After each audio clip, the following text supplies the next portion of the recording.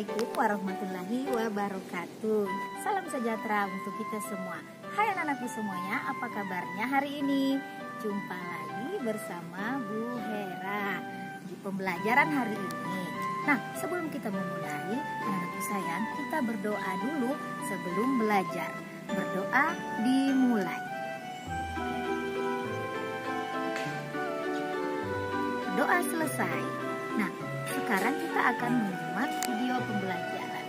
Terima kasih.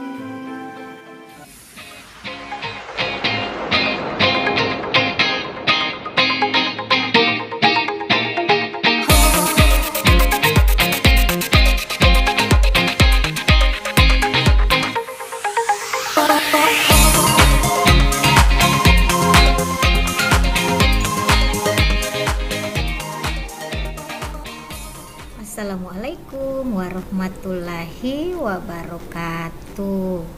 Hai anak-anakku semuanya, jumpa lagi bersama Bu Hera dalam mata pelajaran PKLH. Nah, anak-anak, semoga semuanya tetap sehat ya. Semoga kita semuanya selalu dalam lindungan Allah Subhanahu wa Ta'ala. Amin amin ya robbal alamin. Nah, anak-anak, pada kesempatan kali ini kita sudah masuk pada tema lingkungan. Pada bab 3 ini kita akan membahas pada sesi kedua, ya, yaitu kita akan membahas tentang ruang terbuka hijau. Nah, kita akan mengetahui jenis-jenis ruang terbuka hijau atau RTH taman kota yang ada di Kota Balikpapan. Dan yang kedua, kita juga akan mengetahui manfaat dari ruang terbuka hijau. Kompetensi dasar yaitu 3.1 memahami ruang terbuka hijau dalam kehidupan, dan 4.1 yaitu melakukan kegiatan pemanfaatan ruang terbuka hijau di lingkungan. Untuk tujuan pembelajarannya yaitu peserta didik dapat menyebutkan jenis-jenis ruang terbuka hijau yang ada di Kota Balikpapan. Dan untuk yang kedua, peserta didik juga dapat menyebutkan manfaat dari ruang terbuka hijau. Baik, nah di sini kita akan mengetahui jenis ruang terbuka hijau, yaitu ada 1. Taman kota. Nah, taman kota ini terbagi atas taman aktif dan taman pasif. Mengapa dikatakan aktif? Karena memiliki fungsi rekreasi, tempat bermain, dan unsur lainnya. Seperti pada gambar di bawah ini adalah Taman 3 Generasi Balikpapan. Contohnya taman yang aktif, ya. Untuk yang kedua ada jalur hijau. Jalur hijau diantaranya yaitu taman pulau dan median jalan. Nah, contohnya seperti gambar di bawah ini. Nah, anak-anak pasti pernah melihat atau melewati area ini, yaitu dekat lapangan Merdeka yang ada bundaran ini, namanya jalur hijau. Di bundaran ini di tengahnya ada beberapa tanaman hijau. Ini namanya jalur hijau. Nah, untuk ketiga yaitu pemakaman. Pemakaman juga bagian dari ruang terbuka hijau.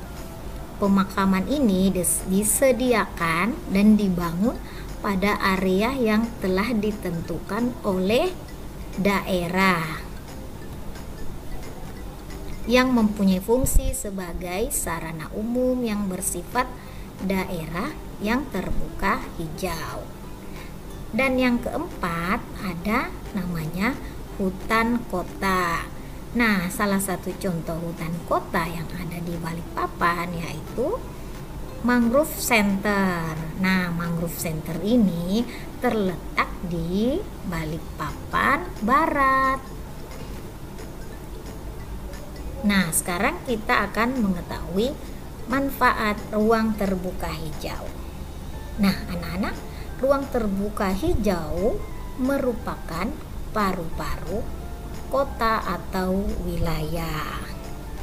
Nah, ruang terbuka hijau mempunyai fungsi ekologi, di mana tumbuhan dan tanaman hijau dapat menyerap kadar karbon dioksida CO2 dan menambah oksigen atau O2. Nah, yang kedua, ruang terbuka hijau menjadi ruang sosial dan budaya masyarakat lokal. Di tempat ini, anak-anak mendapatkan ruang untuk bermain, sehingga tidak terlalu banyak menghabiskan waktu di depan TV atau bermain game.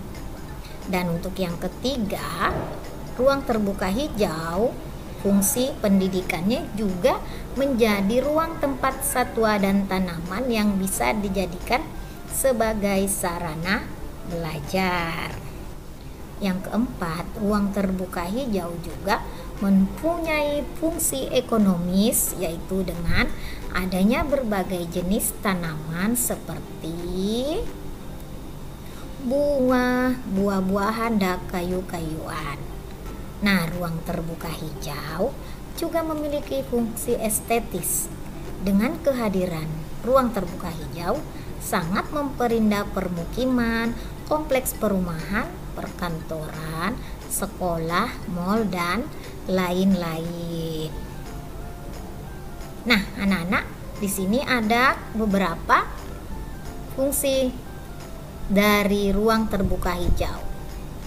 Yang pertama, ada fungsi pendidikan. Fungsi pendidikan ini kita akan melihat. Nah, berada di gambar ke-4. Ya, ini ya. Dan yang kedua, fungsi ekonomisnya yaitu berada di gambar ke-6. Dan untuk fungsi estetikanya berada di gambar nomor 3. Nah, untuk fungsi pariwisatanya berada di nomor 4.